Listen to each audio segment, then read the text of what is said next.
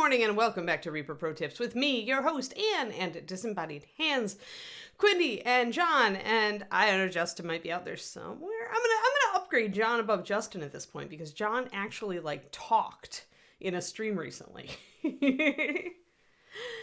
Hello, everybody. Yeah, Quindy, I knew you'd appreciate that. We has a bust. A bust. And she looks, you can see the highlights and shadows very clearly on that particular angle. So today I want to talk about what blue we're going to use. I also forgot my water. Dang it, I was totally disorganized this morning. That's why we were running a little late because disorganized Anne this morning. So I need to figure out the best blue to use on her. Because we all voted for blue. So, and blue's good. Blue's a good color. Especially with your piercing blue eyes. Well, that makes it really easy, Nomad Zeke. But where are you going to go from there? How do we highlight the Storm Chaser blue? Or do you want it to be a very dark blue? Do you want it to stay a very dark blue? Here's Storm Chaser blue. For those of you who do not remember the color, it's very dark. It's a dark navy. It's a very nice navy, actually. Hello, everybody. So there are many options for highlighting blue, and one is just to add white, and one is to reach for a different blue to highlight this blue.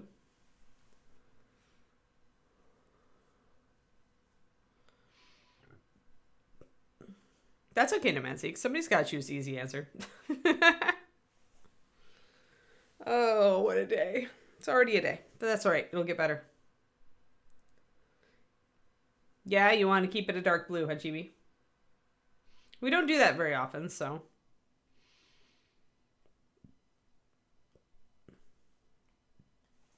So then we'll have to figure out what we want to highlight that with. Interesting. Also, I have to look at this and see, there's stuff and things on this model. Oh my gosh. For one thing, we have to figure out where the blue even goes. But what I'm seeing here is probably gold trim here. Probably blue here. Blue on the jacket for sure. The main part of the jacket is for sure blue. I think you also need to go blue here. Blue on these lapels. Sharkbite's not really a blue, it's a teal. So that would take it greener. It would also mute it. I guess it is a blue teal. Yeah, okay. So that's decent. It's a good idea, Chibi. I was thinking it was greener. It is still a teal. It's, or not a teal, but it's a turquoise. So that would warm up the color.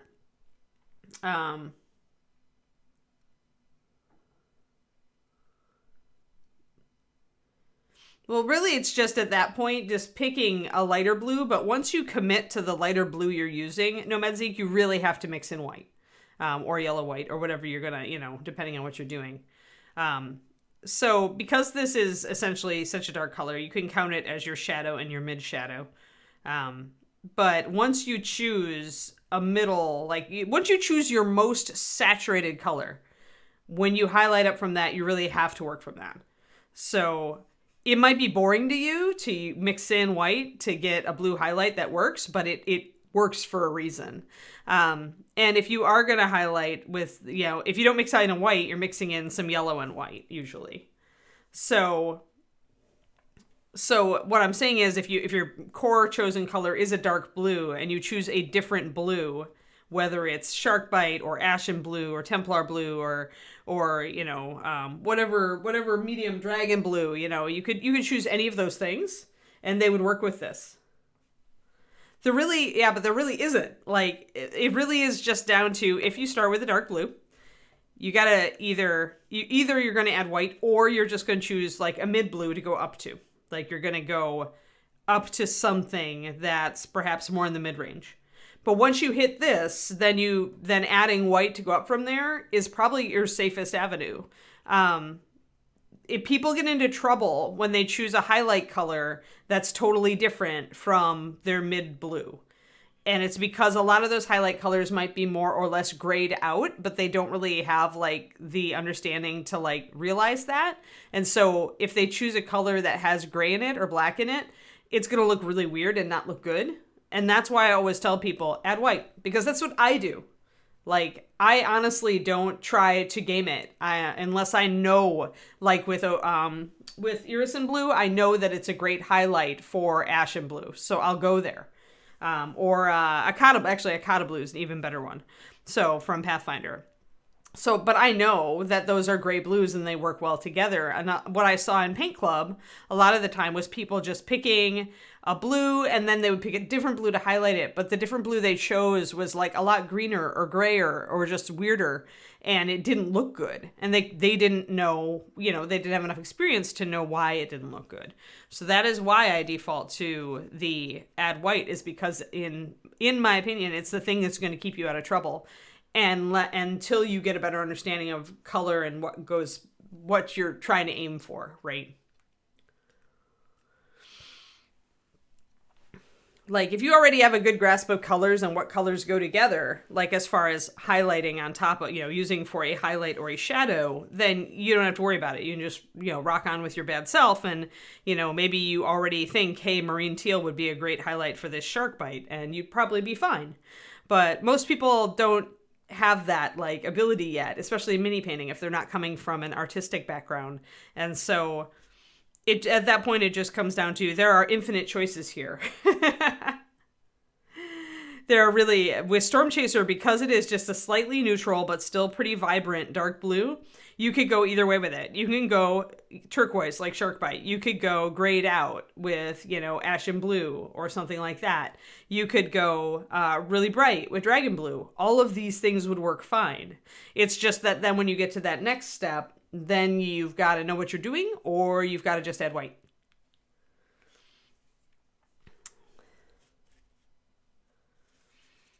Blue can be a hard color to work with.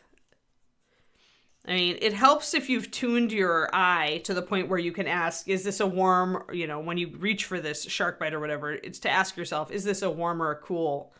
If we used something like, let's say we reached for ultramarine instead, which you could go anywhere. Storm Chaser makes a good shadow for pretty much every blue on the planet. So, but this is far more purple. You need to be able to look at these colors and see like, okay, this is more of a violet blue. Where am I going to go from here? In this case, you could go up to ultramarine highlight, but then where do you go from there? So I guess what I'm saying is like, I guess your only other methods are to it's too wide. Your other method is to choose a blue that works, with what you're wanting to do, and then to choose another blue to go up on top of that and on top of that. But that's just like, that's what that is that's the Pentat approach. That's what I'm covering in my PDFs for the Patreon, where I'm giving specific choices that you could choose to go up with instead of just adding white. And there are far too many choices and options for me to cover all of those here.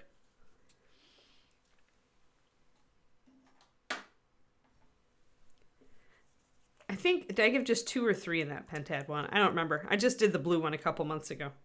I think you're right, and Shark Bite could be pretty good on this, Amy. I think I might go with what you suggested. But this isn't a fast palette, is it? Is this the Surf and Turf? I always forget. I always forget where these colors come from.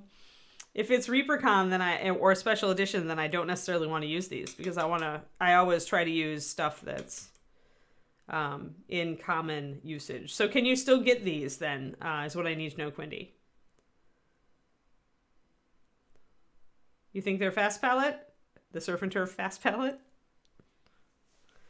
I'm never going to stop calling it Surf and Turf.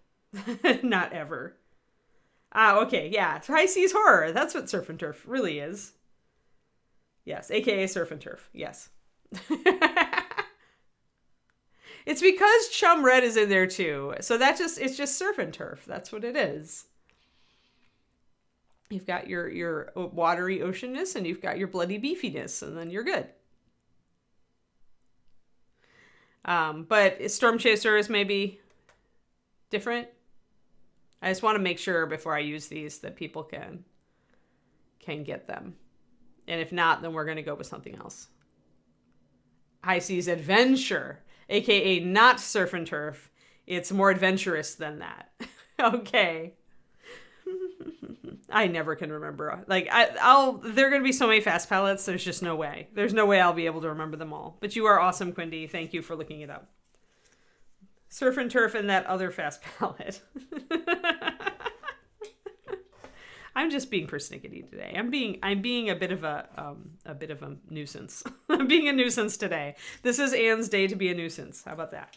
All right, so we're going to start with dark blue then, because remember, if you want the blue to look dark, we should start dark, right? If we started with Shark Bite, it would end up looking like a much brighter blue, even if we still shaded it with Storm Chaser. No, it's sushi and tartar. That is more adventurous, though. Actually, sushi and tartar might just stick. But so does the Swashbuckler Fast Palette. I'll probably remember the Swashbuckler Fast Palette, but sushi and tartar is a great play off of the Surf and Turf. I could get my mom to eat a Surf and Turf, but I couldn't get her to eat a sushi and tartar. It's too adventurous for her. Oh dear. All right. It's one of those Fridays. Hey guys, it's Friday. Aren't you glad? Let's get a good big puddle of Storm Chaser going here. But like I said, this color is a very neutral, slightly muted blue. And as such, it is pretty much the perfect shadow for any lighter blue. You name it, you can pretty much make it a good shadow for it. The only maybe exception is a very, very bright blue. Like that ultramarine blue that I grabbed a minute ago. It's not the best shadow for that, but it works, especially if you mix a little ultramarine.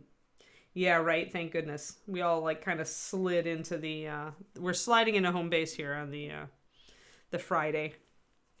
Thanking the heavens that we are here. So we'll just go, and now I'm going to do a couple. Let's just do a 3-to-1 actually. This is a little thinner than my base coat normally would be, but maybe it will let my zenith show a little bit through. Not that I really need my zenith at this point. It is really just a suggestion, just kind of to get my head stretched around the way the light is going and to remind me that this side of the model is dark. So let's mix this up. Where's my mixing brush? Mixing brush. I get to shoot a video today. Yay. Maybe I'll shoot 2 if I'm really motivated. So 3-to-1 is a bit of a really thin base coat, and it is going to probably allow our zenith to show through. So if you are using zenith highlighting and you are trying to remember where everything is, and remember we did some underpainting here too, then using a thinner base coat may work for you. And even so, this blue has really good coverage. So even though we are thinning it 3-to-1, which is much thinner than most people would do a base coat, and usually the thinnest I do it is 4-to-1, nonetheless, it is actually covering pretty decently. That said, it is showing some of our highlights through there. So it is showing a little bit of our zenith, but a surprisingly small amount, given that this is a blue. Now, really what I'm kind of looking at, too, is this shoulder pad. I'm trying to figure out. It looks like she's got it's like gold braid here. But then she's also got kind of the outside of this epaulette going over this shoulder. I kind of feel like I actually want to do this as lace and do this outside part as gold and do the inside part as blue. Because she's got this cravat that I'm going to do in white and lace shirt front here. And then I can do this part blue. So again, it's like wanting to alternate. So that leaves this outer rim gold, this part lace or cream, and the in part blue. And I think that's what I want to do. So let's get this base on and see how our color composition goes, right? Color composition being the placement of everything on the model, the placement of each color. I'm going to do the inside of this in blue as well. And this is an example of where the Zenith kind of fails us, because it picked up this edge really bright, and in reality it probably wouldn't be, because it's folded over cloth and heavy cloth at that. And dark cloth at that. So I'm going to just fill that in dark.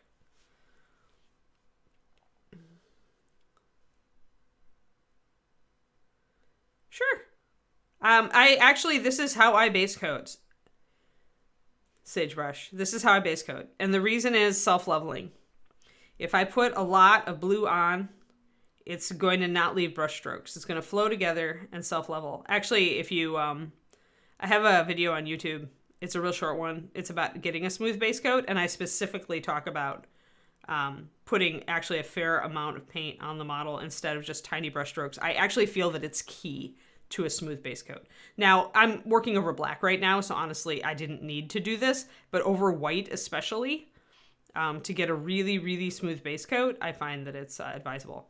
Now, I'm still applying it with a pretty fine brush, and I'm spreading it, pretty precisely. I have a lot of room here, so it's not like I'm trying to do really tiny details. When I want to do a finer detail, then I'm going to use a lot less paint. But if I'm out here on these big areas, I don't see the point. And I really do want to self-level on these big flat areas because I don't want brush strokes or streaks. Now, that said, I did mention that this blue is thinner than I would usually use, just because I felt like, why not?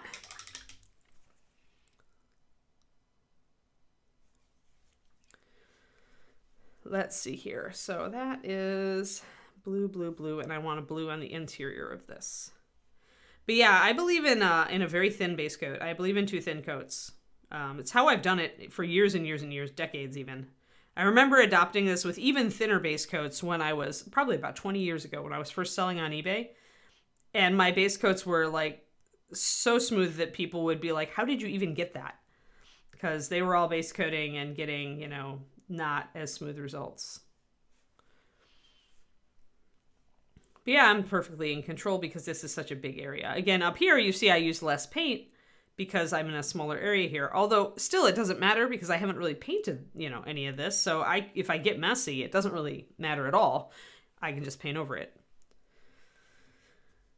But yeah, so, I mean, if you're working on a small area, then you don't want this much paint on the brush. If you're working probably here, like this is about as much paint, yeah, it's really fluid.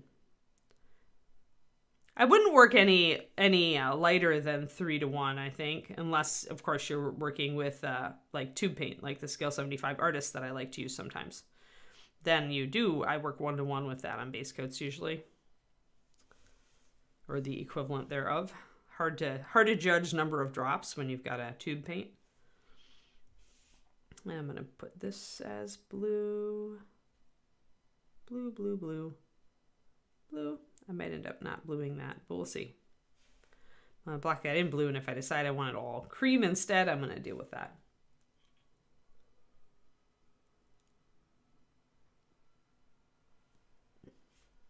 Yeah, but not right now, Agent Marvel. Like that is like if you watch any video that I've done texture on, like okay, go watch the Knoll video. The Knoll Pirate. I do tons of texture on Knoll. But texture is for the end of the model. Like texture is for the highlights, in my opinion, and not for base coating or shading or like bringing up midtone. I only suggest texture when I get to a certain point of the highlight. Actually, I've been doing that like tons. Have you been sleeping through my stream? Because we talk about texture on the Appaloosa here, too. We talked about it in bringing it up. And about, like, the direction of brushstrokes. And the appearance of brushstrokes. Let's see, where else? Actually, right now, we didn't really do it on Tifling. I think probably the thing that we've done it most on has been the Knoll Pirate. And, where is he? Oh, he fell over. The Centaur for sure. Noel here has a ton of texture on him. Like, he's got texture on his cloth, he's got texture on his fur, and it's all brush strokes. I mean, that's how you, the leather here. Oh yeah, the leather on Ogre. We did that too.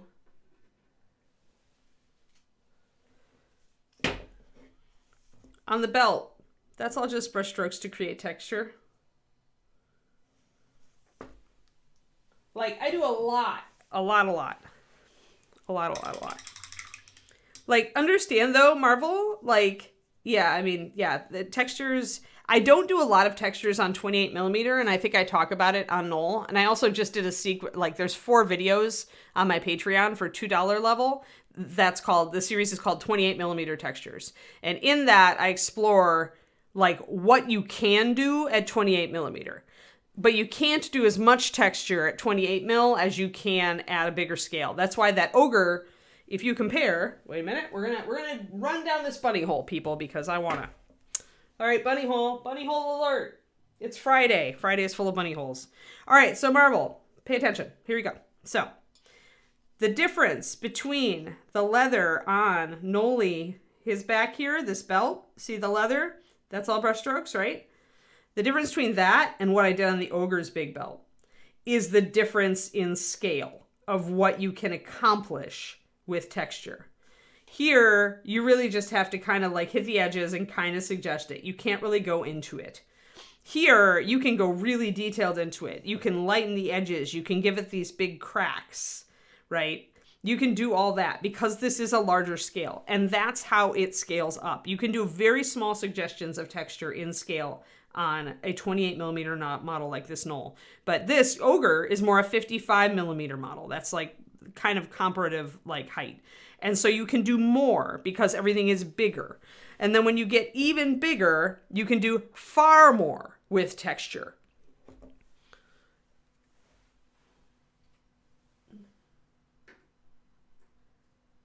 So the answer is I do texture constantly and all the time, especially on my big stuff. And you need to watch. You need to watch an old video if you missed it.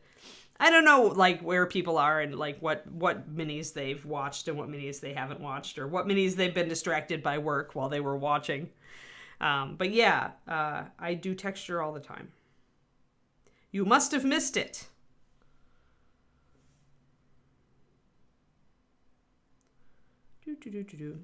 This is another place that our primer kind of fails us because it gives us this big shadow because of the rim here catching the primer.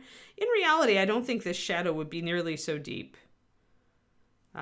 So this is just an example. Like, your zenith priming isn't perfect. It's not really, in many cases, it won't be strictly accurate. And you should be like, here, we definitely have more light on the inside of here than we should.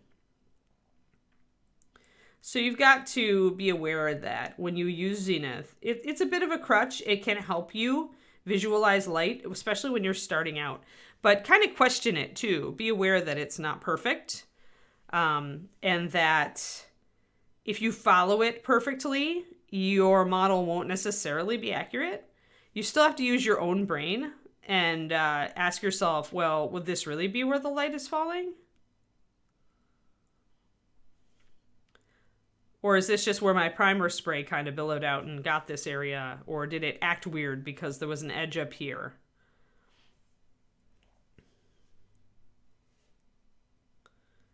Yeah. Well, now you know that you should just watch the Knoll. And also, if you are on my Patreon, you should go check out the $2 level for, like, I want to say the end of last year, beginning of this year is where I did it.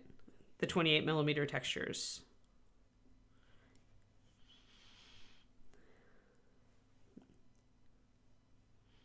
And it's a super cheap level. So, because I tend to put stuff on my very inexpensive level that I think is, like, really, really useful for all levels of mini painter. Stitching on the side here. This is cool. So that's a kind of detail that you wouldn't really be able to do on a smaller model.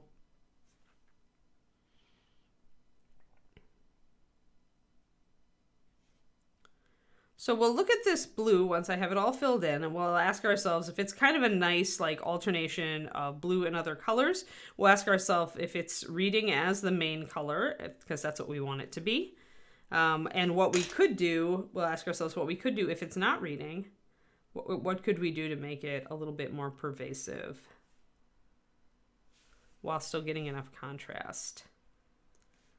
I'm going to go back.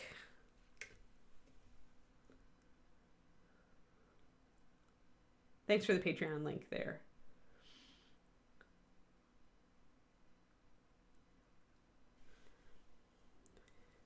Oh, you mean with the Zenith, Valendar? The Zenith is a good starting point, like I said. If you have trouble thinking about where light is going to go on the model, then you can use it as a starting guide. But you should also, when you see kind of stuff that's weird, you should ask yourself, hey, that's on the inside. Should it really have a highlight? You know, that kind of thing. Oh, the stitching? No. Yeah, well, it's just really fine. Like, it's a really fine detail. You can see it's a sculpted detail down here. Yeah. Yeah, that's just it. His textures are very overemphasized at smaller scales. When you get to the bust, then you can, the bust or the statue level, then you can have accurately portrayed things like stitching.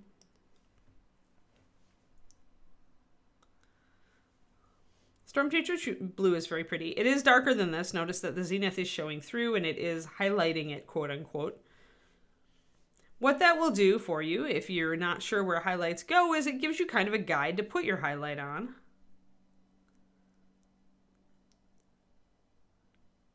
That may not be perfect, but is a good start for you.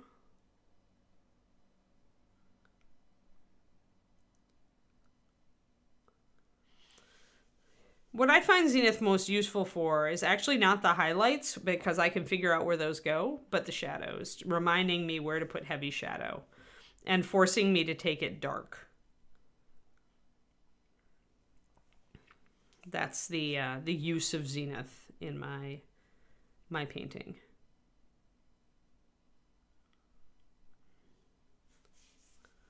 We still will have to do the dark side of this model, and we'll have to do it with like reflected light, which will be interesting. Be the first time I'll have done that on a model ever, as far as on camera. All right, so now we gotta get the other side here. There's not much room here to do my blue because she's got an epaulette on this shoulder. So I'm gonna kind of get that in there, but the blue's not gonna show up much here around this button. But it can show up on the back here.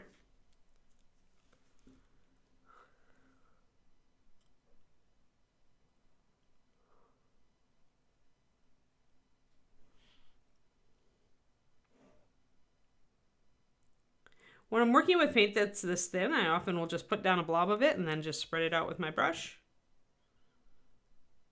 If I have a big blob. But yeah, this is very thin paint. There's a lot of it. It's still a miniature. Well,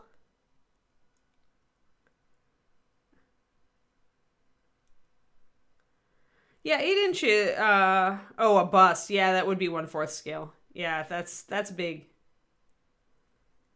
Yeah, it's still less than life size.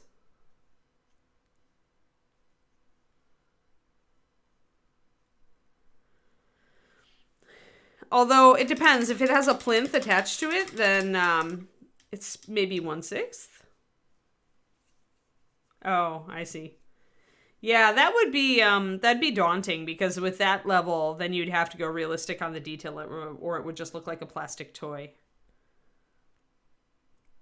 So textures are where you're going with that. The weird thing about painting at that scale is that it's going to cast its own life like shadows, so you're going to have to be careful about how much you shade. If you over accentuate shadows on a very large model, it can look odd. It'll look weird, so you should kind of like scale back your shading. Don't like dispense with it utterly, but scale it. Do it a lot more subtle than you might do otherwise, because the model is going to be throwing its own shadows very realistically at that scale. That was the biggest takeaway for when I started painting bigger. Was that was the realistic shadows thing.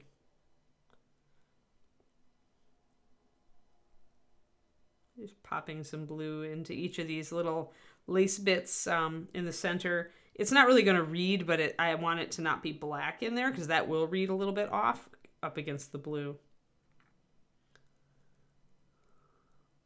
Boom. Boom. And again, if I paint over the lace here a little bit, I don't care. Oh, 8 inches before the plinth. Yeah, that's too big. I mean, you could actually, you know what? You could airbrush it. It'd probably be fine if you airbrushed it. I would either airbrush it or go heavy on like doing it like top notch with textures and crap. Depending on if you just want it to have it to look cool or if you want to actually push yourself on it. But with something that big, airbrushing is gonna, I mean, it's like airbrush dragons, right? You can get a very good result.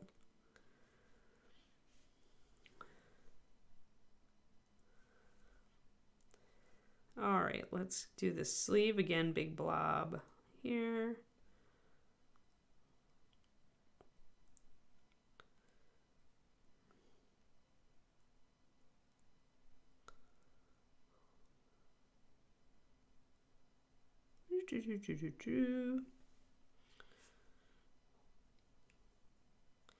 And this color over black looks very dark indeed, and I want that. I want to keep that shadow.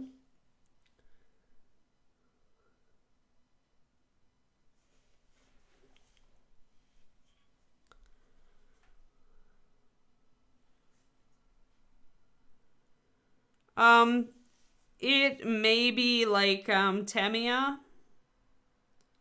Like there are some acrylic water-based compounds that are fumey.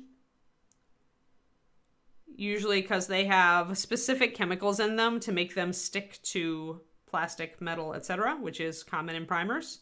So with primers, you often have chemicals that are similar to like ammonia. Because they micro etch the surface of the model and enable it to stick, the paint to stick better, the primer to stick better to the surface, which is the whole point of primer. So that's why they do that. So that would be why there might be fumes. If that sort of compound is present, which it almost always is in a primer, you'll notice the scent. And if that scent is pretty heavy duty, or can adversely affect humans if in high concentration, they'll put a warning on it.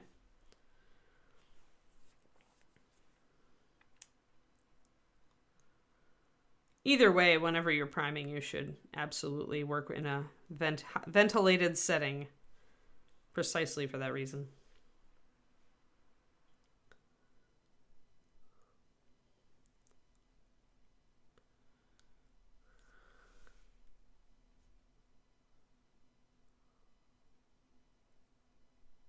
Yeah, but that won't cause, matting agents will never cause fumes, Valandar. It's not in the nature of the beast. So as far as fumes go, it's likely coming from the chemical that allows the primer itself to stick to the surface.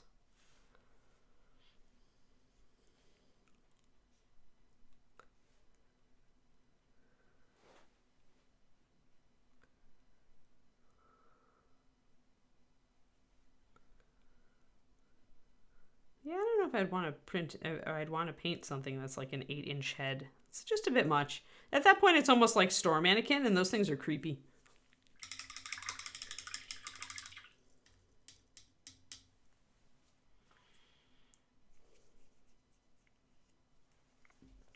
All right, I think I've got it. So I'm going to look. And yeah, blue is definitely, at this point, her primary color. So we have covered enough of the surface for the blue to be reading as primary. When we go with gold braid and the cream lace, we'll get our secondary color on this model will probably then be yellow because the gold will read that way. And also with the cream, if we take the cream yellowy, like I was doing yesterday with our burgundy and cream, this is also a yellow. So that would mean that our colors on this would be definitely blue and yellow. Now I do want to also base coat the hat. at this point because, you know, and the hat will definitely cement the blue because of the, so much of it will be blue. So then we're going to have a lot of blue. And we're going to need our accent colors. Now, one thing we got to think about too is the kerchief. And I was thinking about that. And I was thinking that I wanted it to actually make it a lighter aqua blue. So I think I'm going to use Shark Bite and base coat the kerchief. I think I'm going to take off all my little sticky tack, which of course has been on here for a while. So taking it off at this point can be annoying. So let's illustrate that. Let's take out our big sticky tack lump and get the sticky tack out of this area.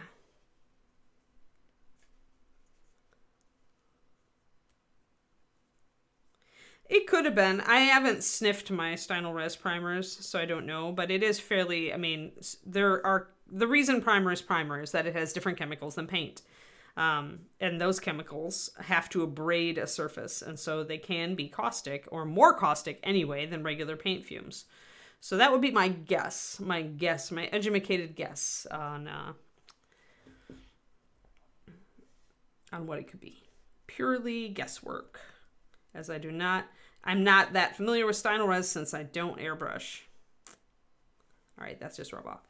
All right, so essentially you can take your big lump of blue tack and you can use it to pull tack out. Now, if you have it deep in this hole like I do here, then take something like a pokey tool or a toothpick or a paper clip. You usually want something with a pretty pointy end though, so that you can really scrape it out. If you can get these big globs out of here, then you can usually pull the little strings out with your big lump.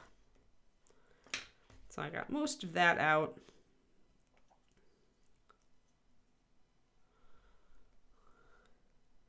Well, understand though, just because a lot of you guys are saying, well, I've never had a problem with odor, but there are people out there who are really sensitive to odors. I tend to be a bit sensitive to fumes myself. So it could very well be that maybe most people don't notice an odor, but those people do react to it. It can be a challenge when you're really sensitive to stuff. I have really sensitive eyes.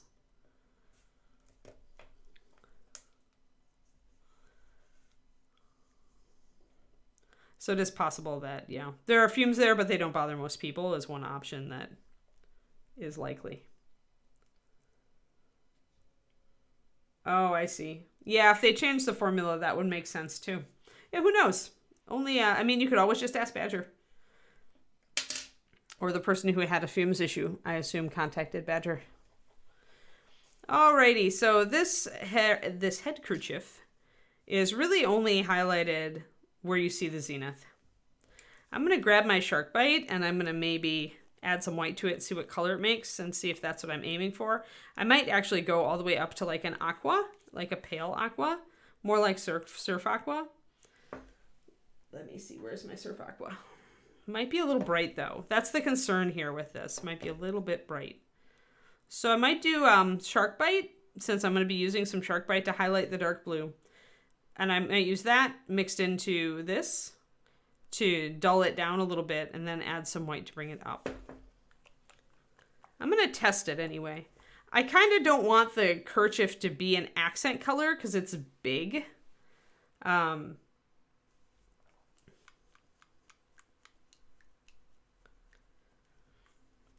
So I don't want to go bright with it. And if I'm going to have like an accent color like a red, for example, for the hair wrap here, I don't know that I want to carry that up to the top here. Because I'm going to have a little bit of red. Like if I do the little, remember accent colors have to stay small, okay? So this is a pretty big area here. And if I do like a red hair tie here, I can do red ribbons up here and not have to go red here. If I go red here, the other thing it would do would be to dull out the rosiness of her skin tone. I don't want that. I want to actually have the rosiness of her skin and the warmth of it draw the eye.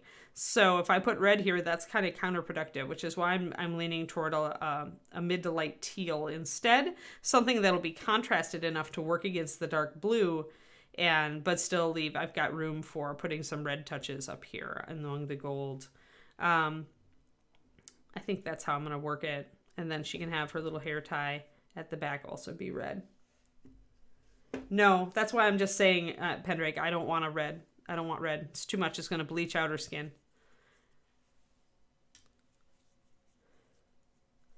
I mean, a lot of people could go red and maybe you'd make it work, but I really want the warmth of the skin here. If you put a bright red or a deep red or any vibrant red up here, it's immediately going to take the color right out of her cheeks. Remember that when you put a stronger version of a color next to a weaker version, the weaker version just kind of dies. Like you can look right over it. You don't notice it as much. So if I'm using these rosy colors to help draw attention to her beautiful face, then I don't want to put any red like right up there. I want to do aqua. Why would I do black? I don't think I really want to go black with it. No. I don't like it black, so I'm thinking I'm going to go thinking aqua. My point here is you don't have to change your colors on a model if you don't want to. You can use a dark color, a dark version, and a light version of the same or similar colors, and they will work together as long as they are far enough apart. So one of them has to be quite dark and the other one mid to light so that you get the contrast you need, because you still want contrast, right? I don't want to do anything freehand on the bandana because so little of it shows. It would be a waste of time. You also have very little room here to show any pattern. So if you did do a pattern, you would have to make it very small or simple or big stripes. If you did like simple big stripes, you could get away with it. But anything more just isn't going to show. Remember, half of this is also in shadow. So you only really get that slice. I just feel like that slice is too much to make it bright red. I feel it would be like too much.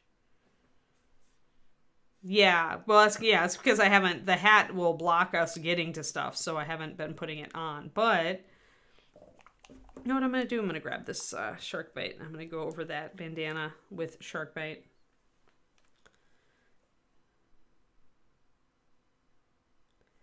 And a touch of Surf Aqua. I'm going to go 4-to-1, shark bite to surf.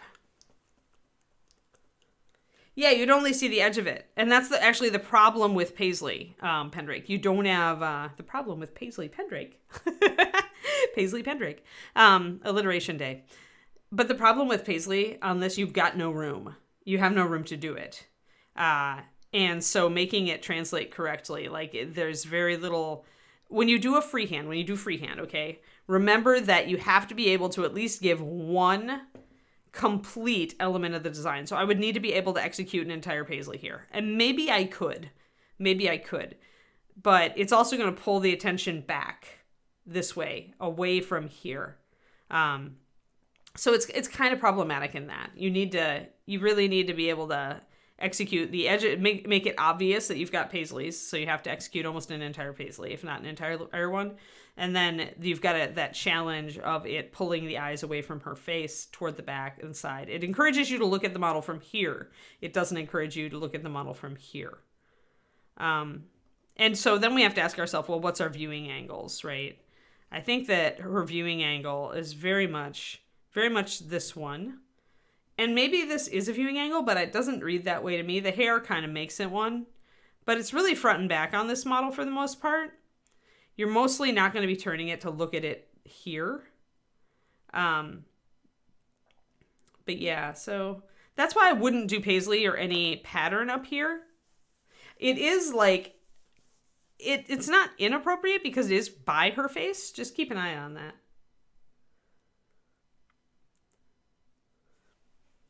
Yes, she has much hat. Now, one thing we will do freehand on is this. Because it's more on the back, it's on back and side, but you can still see it from the front. So we don't want to do a really bold design on this because it will totally make you look here and not here. So this is the great quandary of freehand, is that you will pull the eye like away from the model unless you've got enough to distract it. So as we're working this whole area here, before we add in the hat, before we add in the scarf, we're really going to be kind of asking ourselves, okay, where do we want people to look? I mean, I think her face is absolutely lovely. I want people to look here. So I'm going to be asking myself, what can I do to make that happen? And if I do freehand on this, it's going to have to be subtle so that it doesn't immediately draw the eye.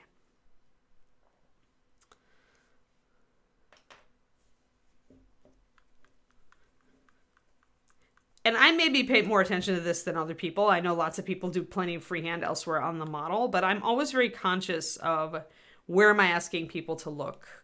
And there need to be other details on other parts of the models, other fun stuff to draw the attention of the viewer when they're done looking at the face. But I want them to always look at the face first and like be like, oh, the face, and then move on. I think her piercing blue eyes do a very good job right now to draw the attention, even though the rest of the model has gotten a lot bluer. But you still, because of the brightness of them, you still draw the eye up there.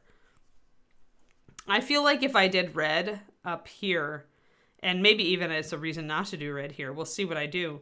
But if I did red up here on the bandana, it would mute out all of this, and I'd have to make her lips more red to really pull the eye back away from there. So, and sometimes I probably will do a more subtle, either I'll do like just a big, doesn't really draw the eye, but gives you something to look at, like striped pattern here. I mean, technically this and this are the same color, so I need to watch that. And that actually is the best argument for not making this entirely turquoise. It's just the fact that this is part of it. Though we could certainly make it as if it's a banded or different colors going back here past the knot. But we'll see. We'll see. I do feel like teal is the right choice for this up here.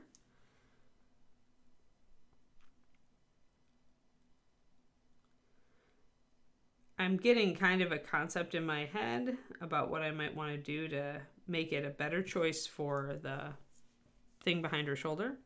I did think about just dropping that entirely, but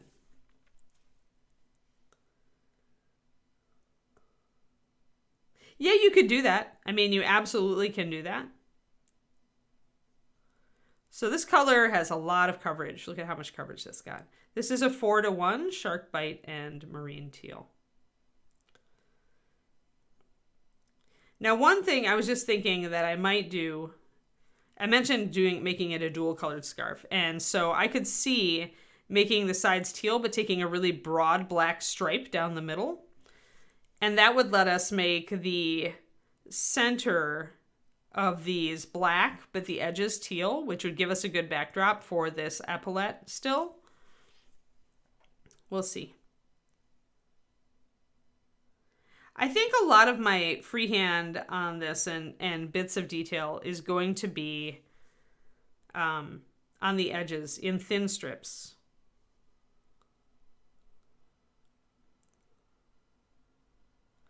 There are some models you look at and you think, oh man, I want a freehand on that. Like that one, that's perfect for freehand. There are some models you look at. But just because you can freehand a model doesn't mean you should. And on a model like this, who actually, she's got a lot of moving parts. She has a lot of big, bold features to her already and a lot of nice details. This isn't necessarily the model that I would freehand. Because now we're going to have to see how this affects the eyes. Now I'm going to lose some of this. The eyes are still holding their own, but not for long, I think. So when we bring this in, it's going to change the color of the piece. We're going to pop the hat on, though, once we've got it dry, because most of this teal is not going to show.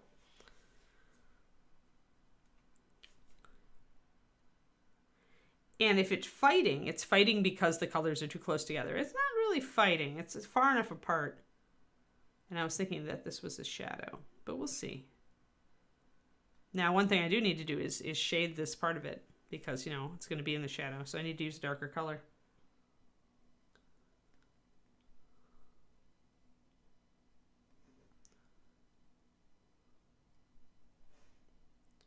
All right, just kind of block that in.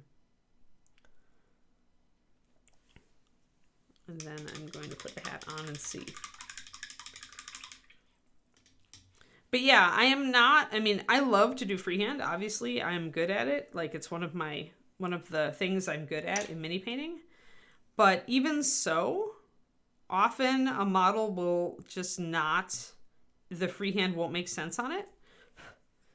And this is one of the models where I just feel like she's got so much. I'm taking a mold line off of here that I missed, guys. One sec.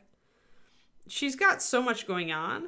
Like, she's got all the gold braid and everything, and then she's got this fancy hat, and she's got, I don't think she needs freehand. Like I said, there are simple models out there where you look at them and you're like, oh yeah, freehand, it's on. And then there are models where you just look at it and you're like, okay, textures and color, but you don't necessarily go freehand because you don't have to. And in fact, it might detract from the model.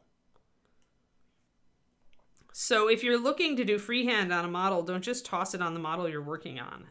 Try to find a model that says, oh, this would be perfect for freehand. Maybe parts of it are very simple and it could benefit from some additional complexity, something like that. So I'm going to let that go and put some blue on this hat. And I'm going to grab more of my Storm Chaser Blue to do that, at least, except I ate it apparently. Here it is.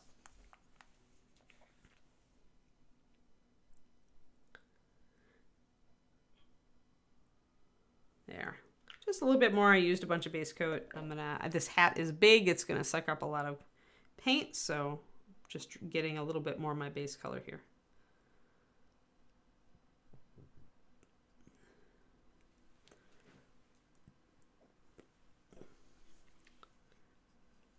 But yeah, I've done a lot of freehand on this show recently between Lisette and the freehand textures on Noli. We're going to do freehand on, what's her name? Delia from Dreadmere. I'd done freehand on the Tiefling. I did freehand on the Wizard's Cloak. Like, I think I've done enough freehand, and I think this model might not be the one for freehand. There, got my paint mixed up, so now I can apply. This is a big area for the most part, so you can use a larger brush to do this if you want. Let's get out my big fat brush. Or maybe I'll get out, maybe big fat brush is the way to go. Oh, I've got a Reaper 0. No, that's not that big. Yeah, we'll get big fat brush. Big fat brush. Super fat brush. All right, super fat brush. This is my number 3. And I'm trying to train it a little bit. So this is good practice for it. So this is my number 3 brush. It is very large, extremely large, but it should let me cover a lot of surface very quickly.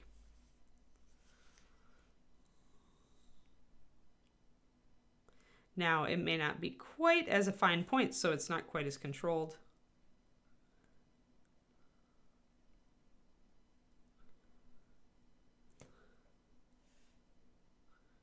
Now, this is what I'm talking about. If you put too little paint on here, see that definition line, that demarcation line?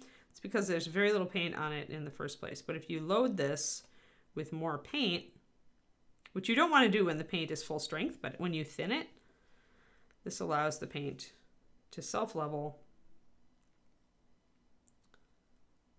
and you get a very, very smooth result.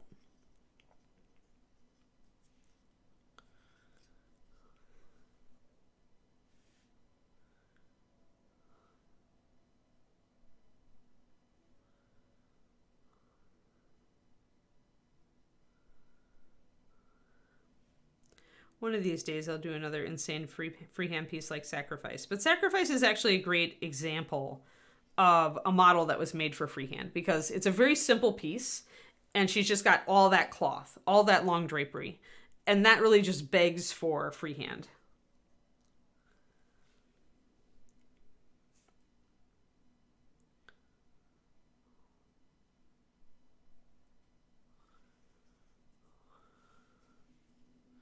And that's part of why I went crazy with the freehand on that piece, is because it was so simple. Because I had all that space on the back that really the only interesting thing about it was going to be cloth texture and any pattern I did. But this model has plenty going on. There are definitely times when freehand is just too much, like, in my opinion. This is, of course, as usual, with the caveat, it's all my opinion. I'm sure there are plenty of painters around the world that would disagree with me. You can disagree with me. You can do tons of freehand on your Reaper bust if you want. And I will not complain about it, especially not if you pull it off. But for me, for my aesthetic, there is definitely a point where something becomes too busy. And so this isn't the sort of model that I would do freehand on. Or if I do freehand on it, I guess I am going to do freehand on it, but all the freehand that I'm planning to do is textures.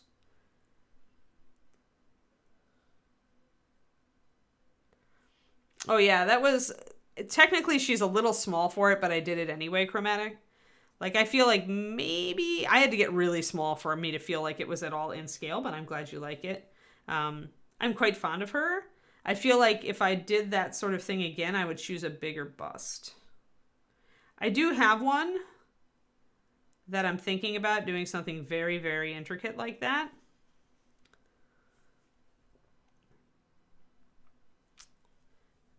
But it's not on my work on right now list, so.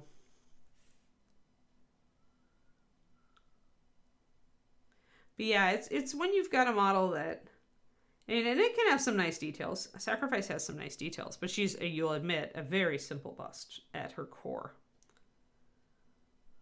And that is where I think the freehand really makes the model.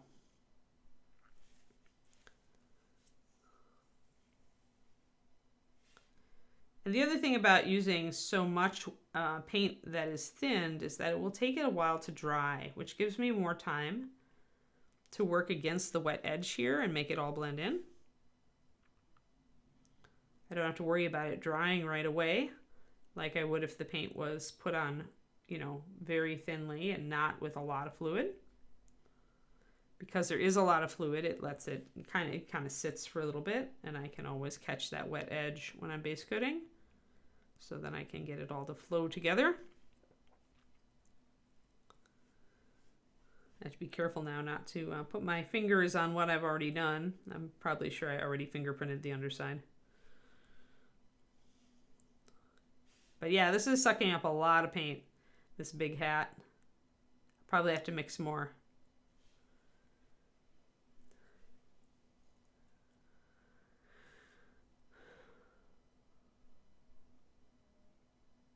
But yeah, there's a lot of I'd like to experiment with thread texture more in freehand. This just isn't the piece for it in my opinion. Yep, yeah, I did fingerprint the underside. That's okay though. It's the underside, nobody cares. I need to mix up more paint, which actually will give me a nice opportunity to let this dry a bit over here on my palette, so that if it gets paint on anything, it's not going to get paint on my paper or its other parts.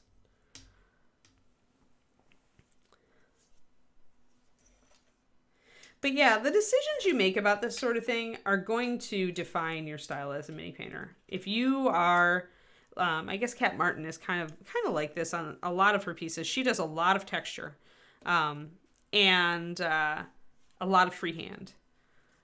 And you can totally do that. And if you do, it will become part of your style. Whereas I tend to gravitate more toward, sorry, here, got a little bit crooked. There we go.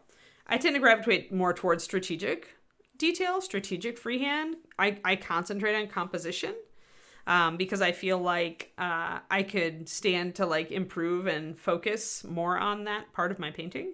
I just kind of did it early in my painting career, and it was okay, but I feel like, I can get better at utilizing tight detail and color to draw the eye to areas of a model that I really want the eye drawn to.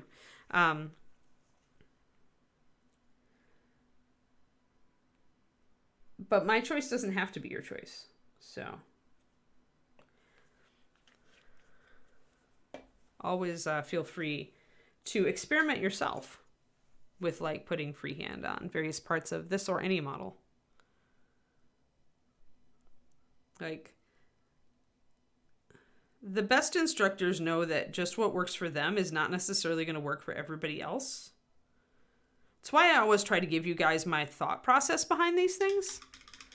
I hope that it doesn't feel like I'm arguing, because I don't want to do that. I just want to give you, this is why I do it, and then you can decide, I don't agree with that, I'm going to do it this way instead, or, oh, I can see that, so I'll keep that in mind, but maybe I'll still try that other thing, or maybe, no, I totally agree with Anne, you know, and you can do it any of those ways, right? I'm good at what I do, but I'm not like the end-all be-all expert. Nobody is, because art is so subjective and it's so personal.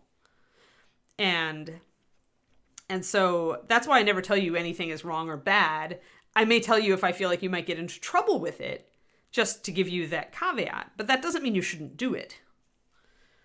You should absolutely do it and try to see how it works for you. Let's see here. I need to get part of the inside of this hat now that I have more color. There's like bands of, there's a hat band on the inside here that's a little hard to get my blue up against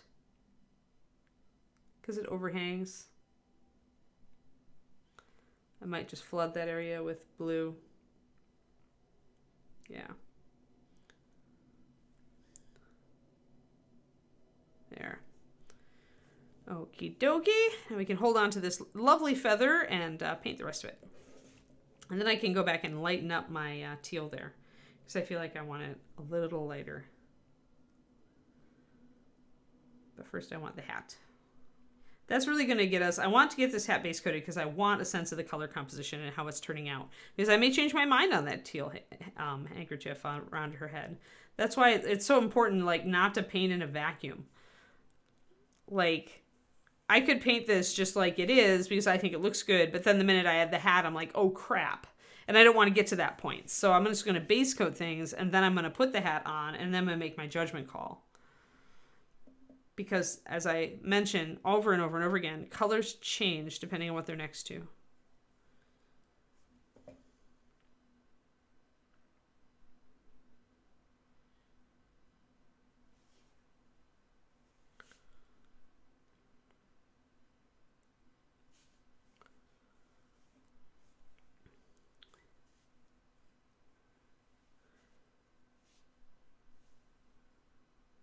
Another example of primer being incorrect. Although I did a spray from both sides, I think, a little bit.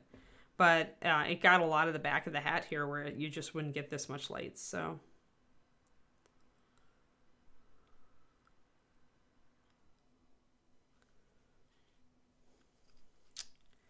The other reason I won't do a paisley pattern on something is because I hate paisley.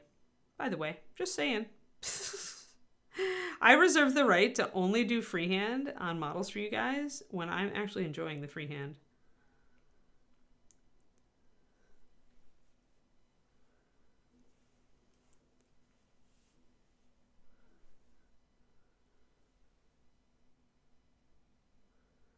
Yeah, hat became blue very quickly. Now I need to compare. Now it might be too much blue. I'm going to ask myself some hard questions about that handkerchief, that headkerchief. But I'm going to wait a little bit until we dry a bit. I think I'll make sure I've got all of the portions of it. I think I am. Might even add a little bit of red dye to parts of the feathers here. I think I'm going to go cream and black with them, but I might put a little red accent. Depends on if I need it. All right, hat, you go sit here and dry. And let's get back. I just want to touch up a couple of areas with my blue. The dark blue is called Stormtrooper Blue, and it is in the High Seas Adventure Fast Palette pack, which is fast palettes are Reaper's packs of 6 related colors, wannabe.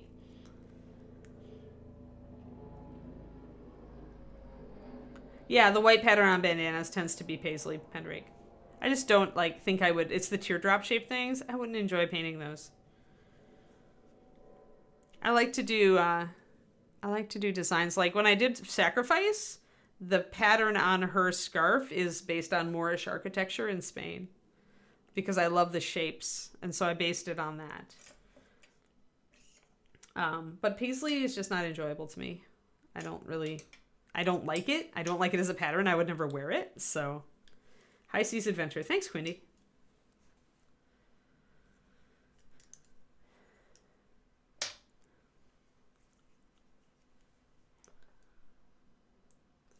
Though I'm just not a fan. There we go. Had a little bit of a speck of white on that. Just checking the rest of this. Now I could go blue with all of this edge of the coat. I'm debating.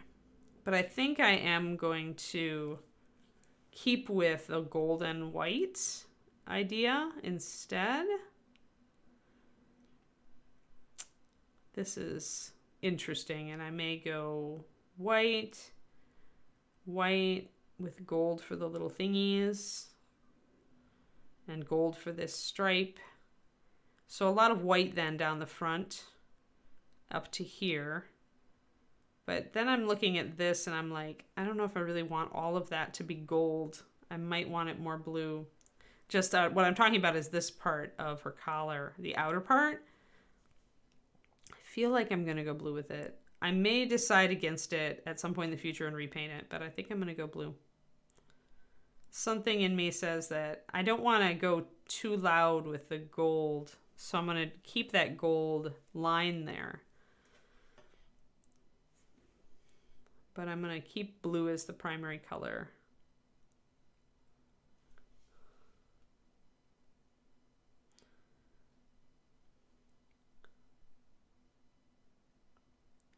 And what I may do is look up what captain's coats were commonly made of. Maybe you already know that, Pendrake, because you're the boat person. But what kind of fabric? Because if it's wool, then it's going to be kind of a stipple texture. But wool would be terribly, terribly hot for a pirate, so I would kind of feel like wool would not be a great choice.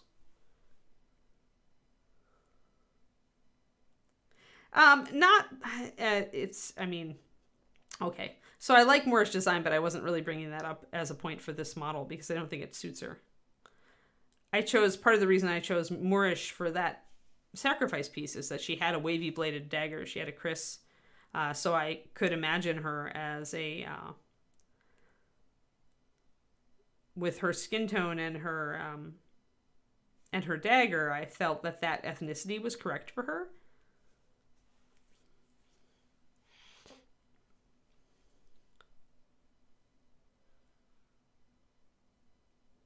But yeah, I mean, you can do whatever you like. Again, this is me. You guys know I like kind of realism, and I like realism in storytelling, right? So if I'm going to pick a freehand pattern for a model, I'm going to ask myself who that model is and what freehand makes sense for it. Unless I'm just doing something like our wizard friend with his rat pal, where I just wanted freehand and I didn't care, so I just did something stylized.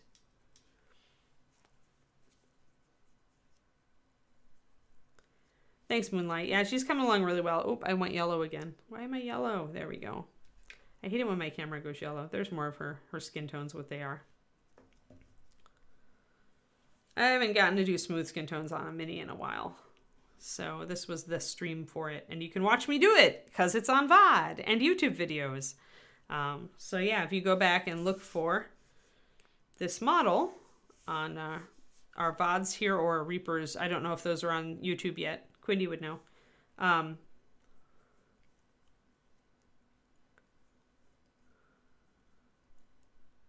Wool, yeah. Because the ocean is cold, right? Wool felt. Okay, cool. Well then we're going to do stippling on this. A lot. We're going to do wool. Wool on the jacket. Ooh. Isn't that interesting?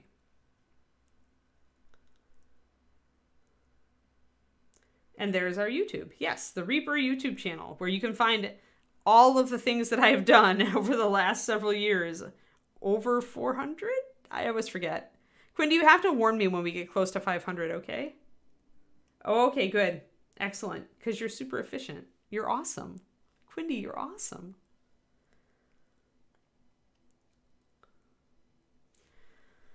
So yeah, so we'll do wool pattern on this. That'll be a lot of stipples. Stipples. We'll also have to figure out the grain of the fabric. I'll have to go and look up some examples just for fun. All right. So we've got that. My hat is dry. It is time. Well, it's dry except for the interior, but we don't care. We don't care about the top interior. All right. So I need that that teal bandana is going to work, but I need it to get a little bit lighter, and I can do that. But there is enough contrast, and it doesn't disrupt the color. In fact, it works with her eyes. It's actually a good color for her eyes. It brings them out. It doesn't pull attention because there's just a little bit of it. But I feel like if I'd gone with bright red, it would have.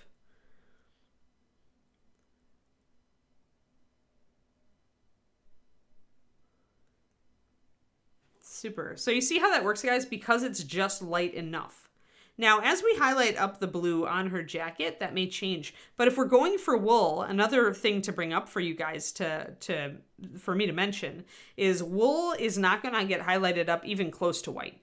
Wool is a very dull cloth, and it doesn't really go much above the mid-tone. So, oh wow, wind picked up out there. I'm watching like cherry blossom petals just like sweep by my window. I'm like, whoa, wait a minute. But whoa, I lost it. But yeah, so this is not going to get highlighted up very much, this dark blue. So I'll put on another coat of it because I feel like I can keep in mind what my, where my shadows and highlights are. Although I may take a picture. Okay, yeah.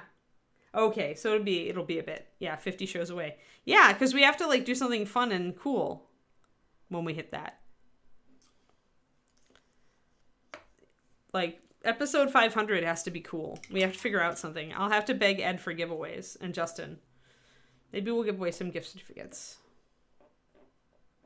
Gift codes. I like those because then you guys can choose.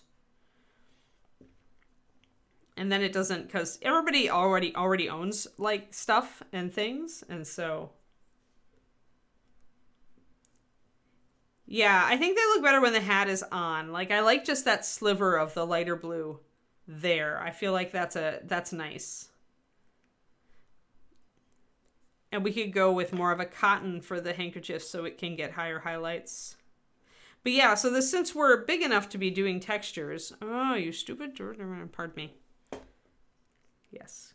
Get back the regular skin tone that I want. Thank you.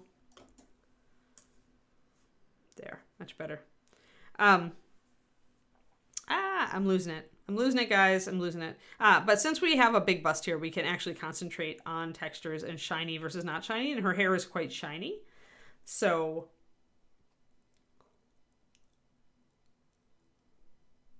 I think red would have been too intrusive as well, Twistonoma. Like, I didn't want to have something that was going to pull the attention away. This is such a minor thing, but I think it works well with the dark blue. I'm going to... Yeah, I guess I'm going to take a couple of pictures real quick here. So when you've used Zenith and you know you're going to come back in and cover it up, and I'll explain why I'm going to do that in a second, it helps to have kind of a picture... And for us to be able to remember where our highlights are and then be able to work with that. There we are. Okay. Took a set of 4 pictures, 1 from each angle. The reason I will go over this blue and bury my Zenith is because we're doing wool. So as I mentioned, that means the highlights aren't going to come up very high. So that means if I'm going to do wool texture, I need to make sure that I have a nice solid dark coat to work up from.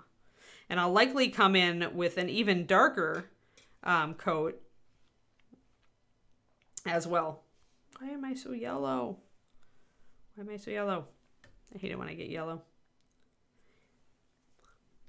I hate it when the camera decides, it's probably reacting to all of this blue. It's probably like, there's so much blue. No idea, but it's very sad. Very, very sad, camera. So yeah, since we have to bring this up from a subtle texture, and we can't go much lighter than this, actually, that means that I need to knock all of that Zenith down so that we can work up with texture instead of with an underpainting.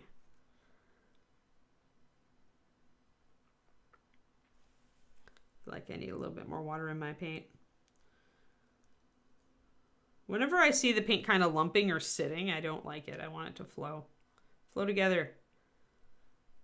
Watery base coat for the win.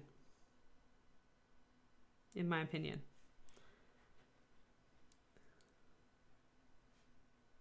Yeah, I think gift codes are really the way to go, Quindy. So we'll do a 500th episode gift code thing.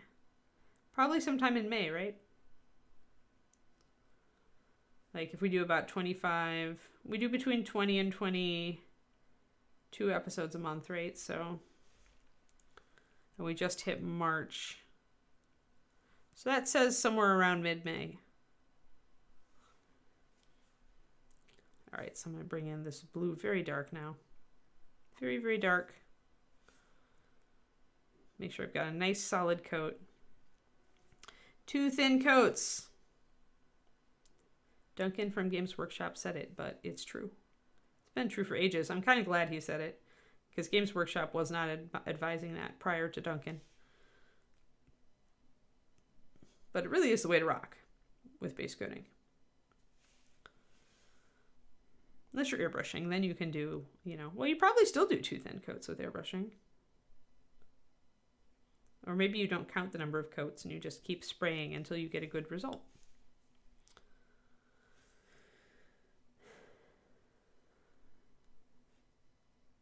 Yeah, I was just thinking I would do like a linen for her bits trim.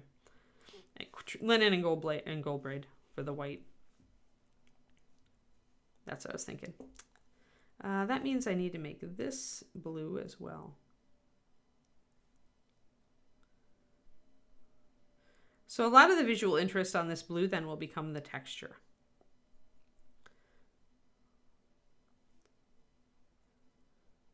And since parts of her getup are actually like nicked and kind of beat up, we can do some snags and suggest some stuff like that.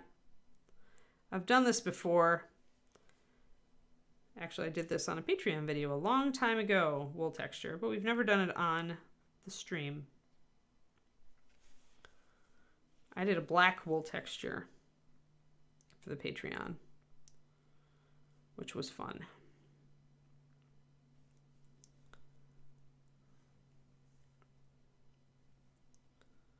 Alrighty. So just putting another coat real quick over everything to kill the zenith underneath. So yeah, mark your calendars, folks. You gotta watch when we get closer to the 500th episode. I think we gotta give away some gift codes. Lots and lots of gift codes to celebrate our 500th streamiversary. All right, that's good. A lot of the stuff that I painted black doesn't necessarily need a lot, to be more of a solid base coat, but it doesn't hurt to take a few seconds to hit it.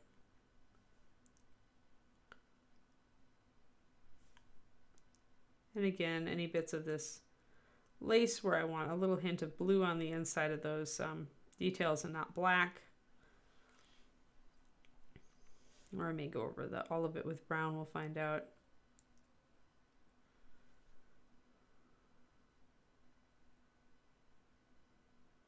There we go.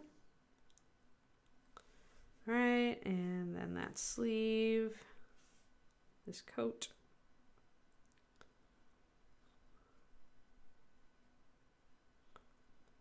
And gotten a little messy going over the parts that are going to stay black here, the arm cutouts. So that's all right, because black covers so well, it'll not be much work to just go over that.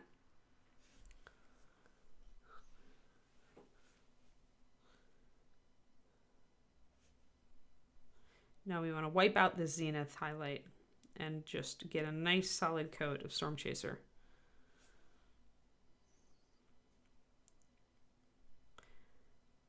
So we don't want any underpainted suggestion of light here. We want to control it completely.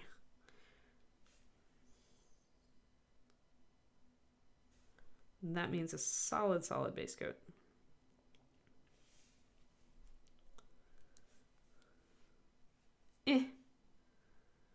I don't see any point to go. I mean, velvet, you do velvet the same as you do wool. It's still a napped fabric, but it's also not very durable, or it's just, yeah, I can't see her having velvet.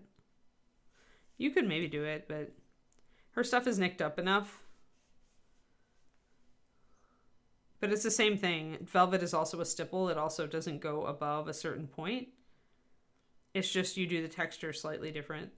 Because velvet is very even, whereas wool, if it is rough woven, can have characteristics. Wool is honestly more interesting, in my opinion. I like doing kind of a velvet effect on 28s, but velvet on busts, I think, would just be kind of like doing wool with no character. I'm sure I could make it interesting, but it's a lot of stipples. Let's just say that. It's a lot of stipples.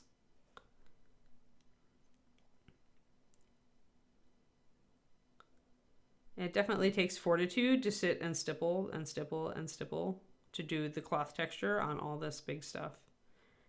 It also can get quite boring.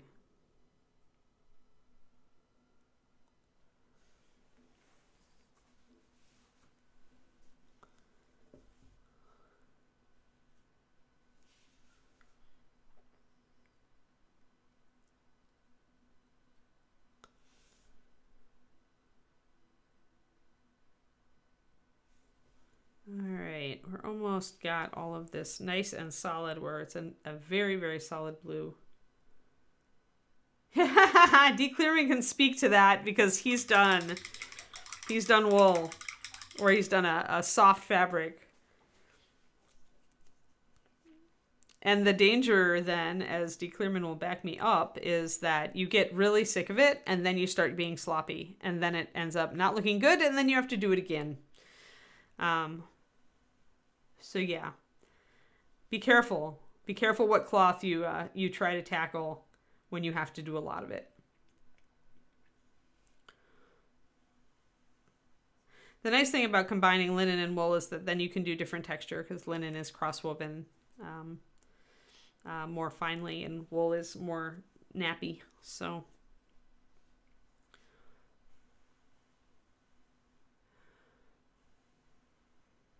but yeah, when you're working at this size, you can actually pay attention to the characteristics of the cloth that you're choosing, if you wish to. Once again, that's just going to be kind of, are you into realism or are you not?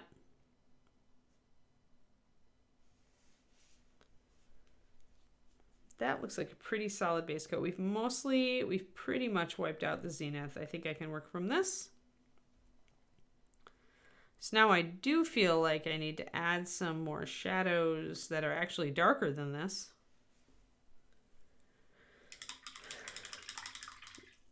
$50 DKP minus Crazed Moo.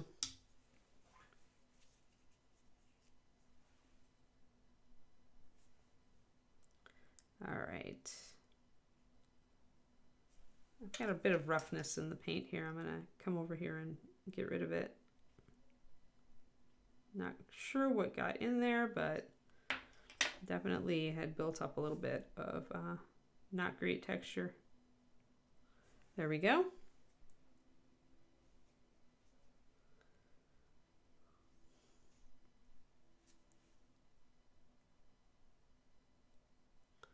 All right. And then we've got that. I'm going to have to put another coat on the hat, but maybe I won't make you guys sit through it. Although you can see the difference now between the blue down below. It's gotten darker and more solid, and the blue up top, which is still a little bit lighter. We're going through a lot of Storm Chaser Blue today. A metric ton. Plus, we're almost to the end of stream, but I think I will actually throw a quick coat additional on this hat. And we will give ourselves another 5 minutes real quick. Do we have is it Reaperland tonight? Friday?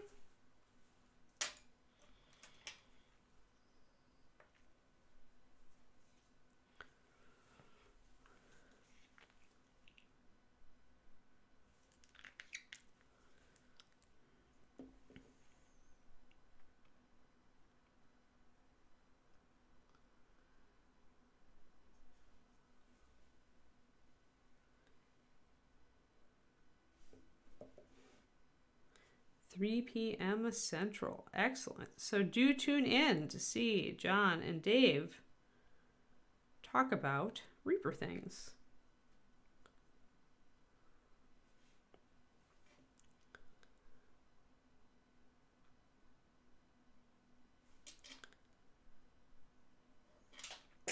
Ah, pokey tool overboard. I'm just a mess today. But that's all right. There's plenty of time in today to recover.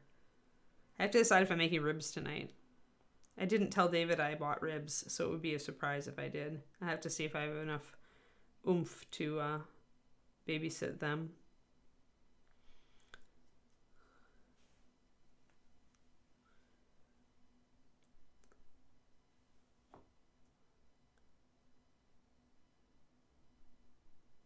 I also need to look up how soon I'm going to have to put them into the oven. So I'm not going to do... We don't have a smoker, so I oven my ribs.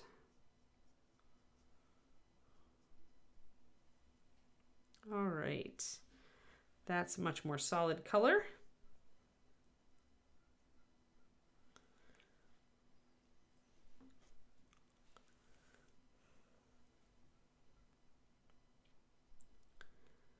So like so.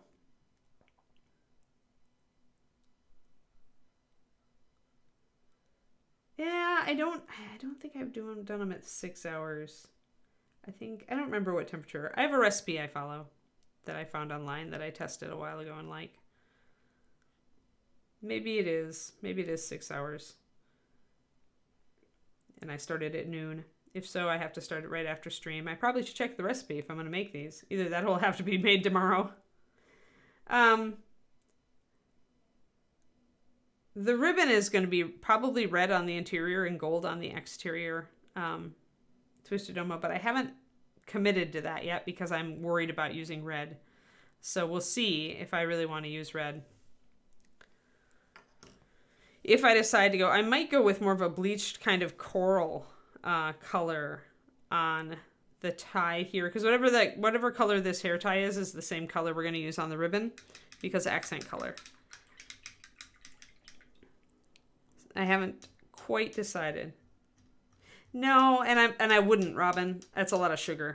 I don't want to throw that much sugar on my stuff. I'm a low carb person, so I wouldn't do that. I actually have a recipe that I really love. It does use a little bit of brown sugar, but I can control that. So I have a recipe that I really, really enjoy. So yeah, there we go. I don't cover them, yeah. Sauce is out too because remember I have a tomato reaction, so I use rubs for my seasoning. So there we go, guys. So we got our blue blocked in. Blue is definitely now our main color, no question about it. Now it's very much reading as that, so I'm happy with that. Why are my colors so wrong? Come here, color wheel to the rescue. Can we back? Yeah, now we're back to where we need to be. But yeah. So there we go, guys. I still feel like my camera is just wanting to go yellow today. Camera, why? Why, camera? Why? There. So yeah, so that's what we're going to do. Right now we've got a light blue that's kind of playing around as kind of an accent color just because it's her eyes and the bandana. And because they are so close together, they're close to each other, the bandana is really picking up the blue of her eyes, which I did not plan, but I really like the effect of. So that's what we're doing right now, and that's where we're at with her right now. I do need to put some shadows on a lot of this. I need to maybe touch up the hat a little bit there. There's a lot yet to do on this model, but we blocked in some stuff and I like the color. So that's the big thing. Yeah. Yeah, I like it. So as we add in other, if I do the neutrals next and the gold, we'll be able to see if we really like how everything is coming together. I'm going to go pretty slow on this because I want to make sure I get the color composition right. Because I really like this model, so I don't want to screw it up. You guys will notice that, by the way. One second, let me try to let my color palette, yeah. I don't know why we're going so yellow on screen today, but we definitely are. Let's try to make it force. No, maybe I just need to put a yellow in the frame. Whatever the case, you guys are going to notice that when I like a model a lot, I am going to, I'm going to take a lot more time figuring out how I want to do it because I don't want to mess it up. So if I seem to be going slow and cautiously about our color choices and color composition on this, it's for that reason. It's that I really like how this one is turning out. And that means I tend to slow down at that point and try not to have to correct any more mistakes that I really, really want to. Yeah, I don't know if I will. I'm more likely to Google it real quick on my own. But thanks, Pendrake. I mean, the answers you gave in chat were pretty much what I was thinking is wool, and I'm just going to do that. So I can, and I've done wool before, so I know that that's cool. But it's really good information that you put it in the Discord because other people can now look at it. Yeah, exactly. See? So this is the fun with cameras, and it also like holds out to like cameras will adjust colors will adjust, and cameras will adjust based on what's next to it. See, that also tends to mute her out. I'm sad because her skin tone's so much more rosy than it looks today on camera, but oh well. It is what it is. There it is. We've got a little bit of it back, but anyway, I'm going to stop messing around with my camera and get on with things. My brain is obviously in a squirrel mode today. I hope you all have a lovely day. I will be streaming tomorrow my own stuff on my own channel, twitch.tv/paintingbig. And I'll probably be working on my competition entry for Adepticon. So come on over and hang out. She's beautiful. I just wish that like the camera would like correct. If I could figure out a reliable way to have the camera correct. But yes, thank you for the link, Quindy. There, if you haven't given me a follow on my Twitch, go on over and do it. I appreciate all of them, and I'll see you guys online tomorrow, all right? Have a lovely day and enjoy Reaperland later. Bye.